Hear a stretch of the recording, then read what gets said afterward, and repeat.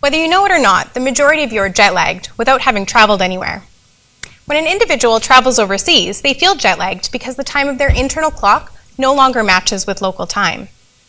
A traveler may find themselves awake and attempting to function at a time when their internal clock dictates that they should be asleep. This is what is happening to many of us daily, but right here in our own time zone. I study the internal biological clock, and it's this clock that determines whether you're a morning person or an evening person. Your degree of morningness or eveningness is termed your chronotype. Morning type people perform best early in the day and prefer to go to sleep and wake fairly early, whereas the slight majority of us are evening types. We prefer to go to bed late, wake up late, and perform better later in the day. Unfortunately, in today's 24-hour society, many of us are forced to be awake at times that oppose our internal clock. It's common these days that evening type people, although they can't fall asleep until late, they're forced to wake early for social obligations such as school or work. This leads to several consequences that represent the problem called social jet lag. The first consequence is that this leads to chronic sleep restriction across the work week.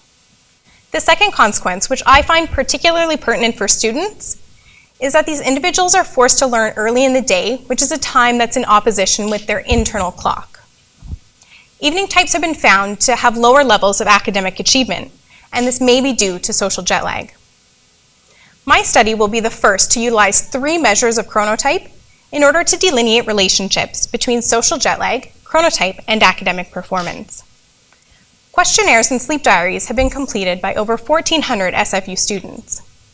Preliminary analyses show us that evening types do have the highest levels of social jet lag, and that high levels of social jet lag correlate significantly with low class grade.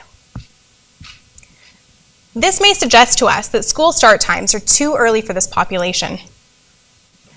My thesis will further awareness into the problems of social jet lag, which may have implications as well for academic performance, but also for health issues.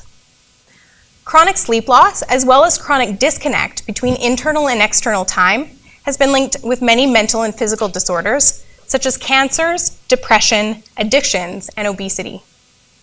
As a society, we should aim to be aware and accommodating of our natural biology in order to avoid the long-term consequences of social jet lag. Thank you.